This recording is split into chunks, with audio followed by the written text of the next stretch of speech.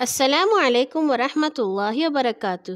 ہنستے مسکراتے پیارے پیارے ننھے منھے ہوشیار سمجھدار بہت ہی بہادر ساتھیوں، کہانی گھر میں خوش آمدید، جہاں آپ روزانہ سنتے ہیں رنگ برنگی نئی پرانی ہنستی ہنساتی سیکھتی سکھلاتی سچی خیالی مزیدار کہانیاں۔ آج جو ہم آپ کے لیے کہانی لائے ہیں وہ ہے تاریخ سے ایک کہانی، یعنی کہ بالکل سچی کہانی۔ کہانی کا عنوان ہے ڈاکو کا قہقہہ۔ ڈاکو نے بھلا قہقہہ کیوں لگایا تھا؟ سنتے ہیں۔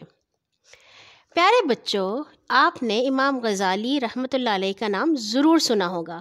وہ آج سے تقریباً 900 سال پہلے بہت بڑے بزرگ گزرے ہیں۔ وہ کس طرح اتنے بڑے بزرگ بنے کہ دنیا ان کو آج بھی بڑی عزت کے ساتھ یاد کرتی ہے؟ یہ بڑے مزے کی کہانی ہے، ہم آپ کو یہ کہانی سناتے ہیں۔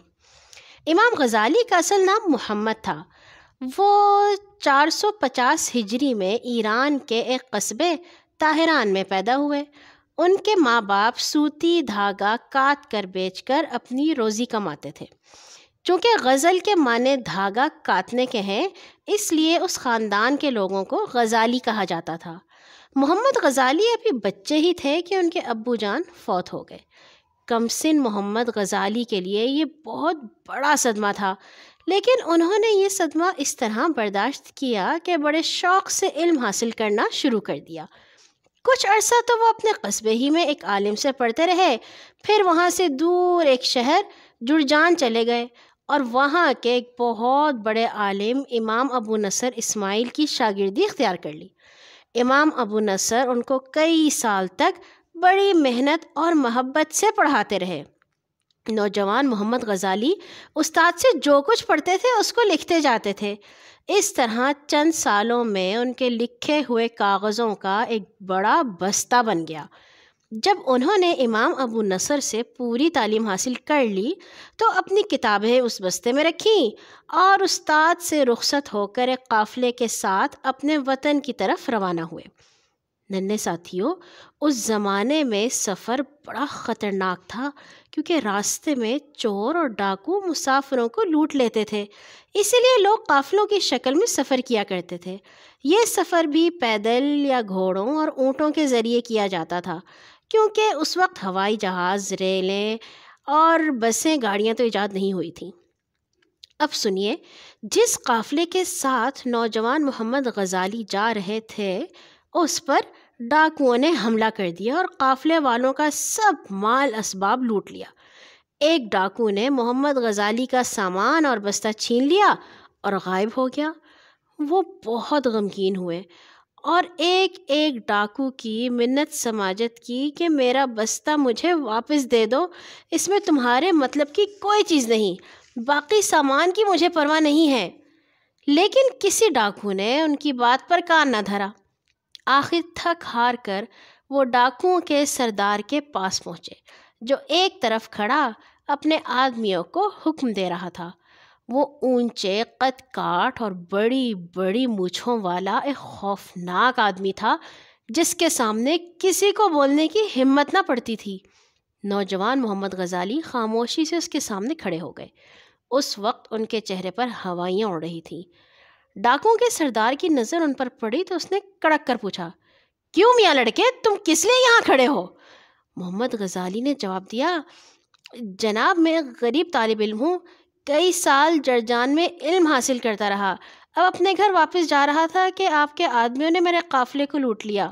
میرا سارا علم کتابوں اور کاغذوں کی صورت میں ایک بستے میں تھا، انہوں نے مجھ سے وہ بستہ بھی چھین لیا ہے، حالانکہ اس میں ان کے کام کی کوئی چیز نہیں۔ خدا کے لیے آپ یہ بستہ مجھے واپس دلا دیجئے۔